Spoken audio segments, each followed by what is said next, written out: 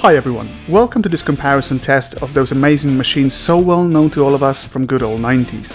What you're about to see is a collation of variety of features those bikes have on offer, so if somehow you were considering any of them as a potential purchase, you might find this video somewhat helpful. Looking at these guys stood next to each other, you'll notice vast design differences, and that's obvious considering different technological approach and distant premiere dates. When it comes to VFR 750, for me the only model to consider is the first generation of RC36. Produced between 1990 and 1993, beautiful red and white low miles example always seemed like an ideal material for investment.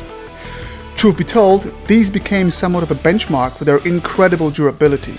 Those gear-driven cam Honda motors are precision-built engineering marvels. Provided good treatment and adequate regular maintenance take place, 100,000 miles on the clock isn't unheard of. RC36 is definitely most technologically advanced in this group.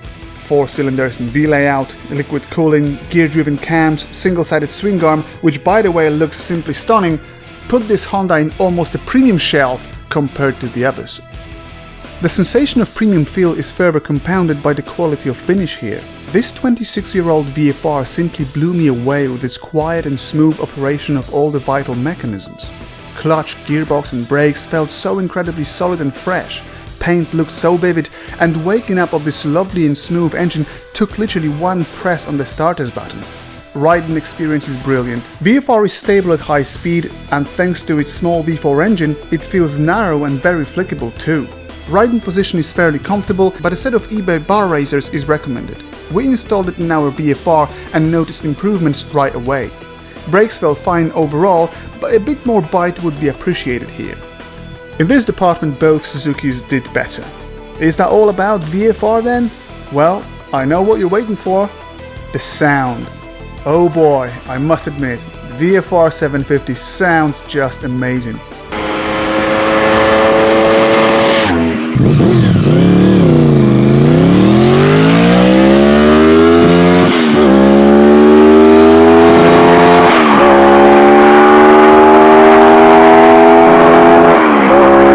Best sounding engine in this comparison by far. In fact, it's one of the best sounding engines ever made in the history of motorcycling. Is the VFR a perfect motorcycle then? I imagine it would be for some, but not for us here. You see, we rolled all three having direct comparison and something was clear for sure. VFR lacks a bit of grunt. It's not a slow or weak motorcycle at all, but to get it going really well, you need to keep it in the power band, which means lots of RPM. Performance disadvantage in contrast to GSXR1100 is very evident. As the old saying goes, there is no replacement for displacement, and GSXR1100 shows it really well.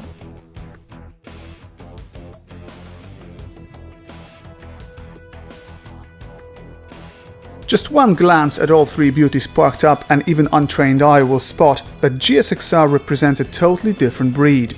Its 80s nostalgic design literally oozes character. Old-fashioned styling and brash sporty paint scheme make it such a charming looking package. First oil-cooled big GSXR came out in 1986 and became an instant hit. Just 3 years later, Suzuki updated their big bore power flagship, giving it even more performance and completely new looks. Our 1989 GSXR1100K is the most powerful bike here. Equipped with stainless steel exhaust system, ignition advancer and dyno jet kit, it could probably knock on 150 horsepower door, and that's no joke.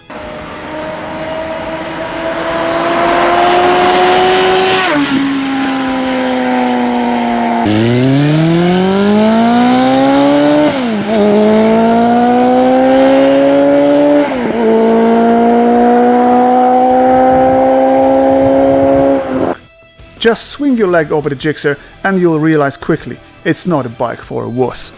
The initial impression is a bit of a shocker as this thing is very wide. Side fairings are just enormous, and once you're in the saddle you realize how uncompromised and extreme this riding position is.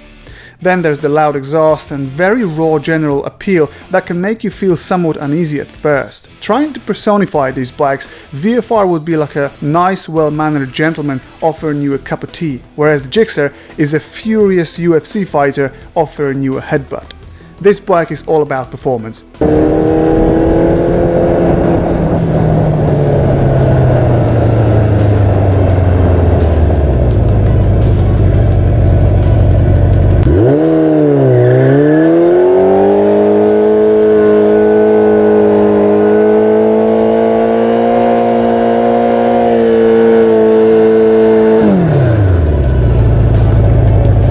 Comfort simply doesn't count here. Swapping handlebars for taller ones helped a bit, but trust me, you wouldn't want to take this bike for a 100 miles trip. Brakes are just great, and servicing of 4-piston Nissan calipers is like a walk in the park. There's a huge backup of spares for those, and loads of parts are directly interchangeable with Bandit 1200. Fuel consumption purely depends on the attitude of your wrist. If you ride it like a granny, 5 liters per 100 kilometers can be achieved. Question is, can you ride it like that? Regular servicing is very easy on those. Don't forget it's an oil-cooled motor, so no need to mess around with changing coolant. Valve adjustment is a joy, using classic screw-type regulators making life easier and saving you money on mechanics fees. I wish you good luck with shim-type adjustment in V4 Honda's engines. Spending a day with GSXR is a time well spent. Raw, fast and very exciting riding experience usually ends up with a feeling of happiness and satisfaction, weirdly accompanied by the physical fatigue. Riding this motorcycle fast is demanding and will tax your central nervous system, but that's okay, I guess. It's like a day on a roller coaster. Of course, big old GSXR has some drawbacks. Big and old often isn't good. Total lack of comfort and niggles associated with high mileage and old age can be irritating. Rattling engine, burning oil or difficult start of the beast after long winter slumber is something you've got to get used to. Finally, there's the price. Those bikes became very expensive. For a price of a good one, you could possibly get 2 or in some cases even 3 RF900. And on that note, let's switch to the underdog.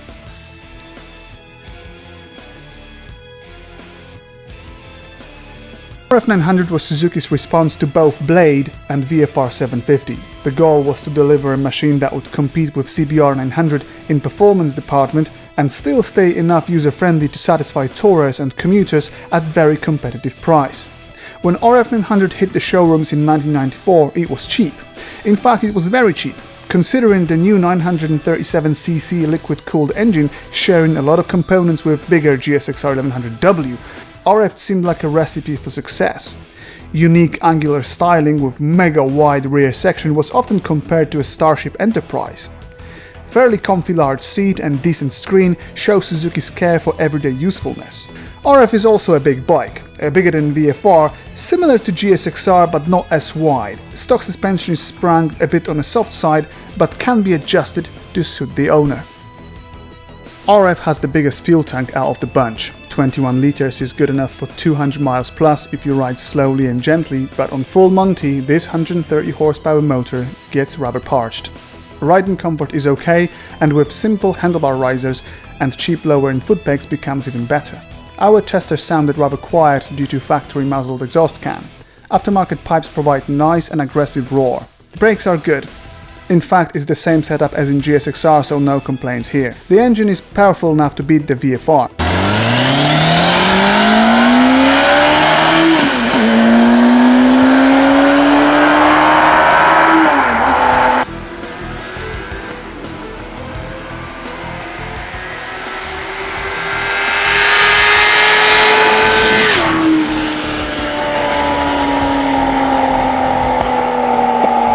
130 horsepower from factory is good enough for 165 miles per hour of top speed. Great thing about those Suzuki motors is huge selection of bolt-on power mods. Ignition advancers, performance coils, jet kits and even big bore piston kits can provide more power if needed. Secret to good running RF is clean and balanced carburetors, so don't neglect that. Otherwise, it will sound like a diesel truck. Overall feel you get when riding the RF is very positive. Bike is stable at high speed and slow speed maneuvering is easier than on GSXR. Some things could be improved though. Headlight, for instance, is a bit weak for night riding. Numbers on the speedo seem a bit too small for my taste, and having the 6th gear in the tranny would definitely not hurt. Of course, all bikes could suffer from mileage related problems. oil consumption, burnt clutches, destroyed headstock bearings, notorious rubber alternator coupling failures in later RF900 models is something you should remember. Some hard-ridden RFs can also deliver second gear problems. The VFR feels most refined here, and except from rectifier problems should serve fairly well. So, have you picked your winner yet? Because to be honest, I'm still somewhat undecided. Thanks for watching. Till next time.